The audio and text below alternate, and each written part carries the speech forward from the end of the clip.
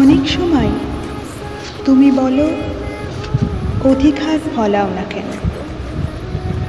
অধিকার ফলাতে মনের একটা জোর লাগে।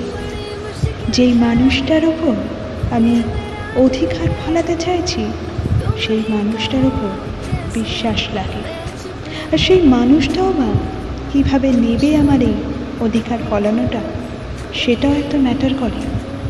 আমি হয়তো অধিকার ফলিয়ে তোমাকে বললাম তুমি এটা করো না, তুমি ওটা করো না, এটা তোমার ভালো হবে, ওটা তো ভালো হবে না।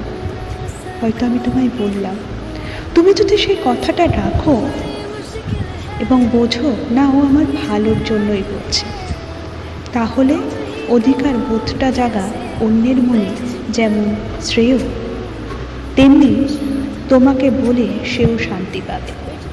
কিন্তু যখন সে দেখছে তার এই কথাগুলো কোনো দামই নেই, কোনো ম্যাটার করে না তোমার কাছে, তখন সে কীভাবে করবে? বারবার তোমাকে বলা সত্ত্বেও তুমি সেই কাজটি জোর করে করতে চাইবে তাকে ডাউনে দেখানোর জন্য। তাহলে কি করে হবে প্রিয়? তুমি তোমার জেদটা বজায় রাখবে, সেও একটা মানুষ, তাকেও তার জেদটা বজায় রাখতে দিতে হবে, তাকে তার প্রাপ্য সম্মান দিতে হবে। একজন মানুষকে তখনই তুমি ভালোবেসে উঠতে পারবে যখন তাকে তার প্রাপ্য সম্মানটুকু তুমি দিতে পারবে, তবেই সেই ভালোবাসা খাঁটি। তুমি অন্যের সামনে তাকে ছোট করবে, অন্যের সামনে তাকে ঠুনকো করার চেষ্টা করবে, ইনফ্যাক্ট নিজেও যখন কথা বলবে তাকে ডাউনে দেখানোর চেষ্টা করবে, তাহলে কী করে হবে? সেই সেম কয়েন যখন তোমাকে ফিরিয়ে দেবে তখন তোমার কেমন বাঁধবে?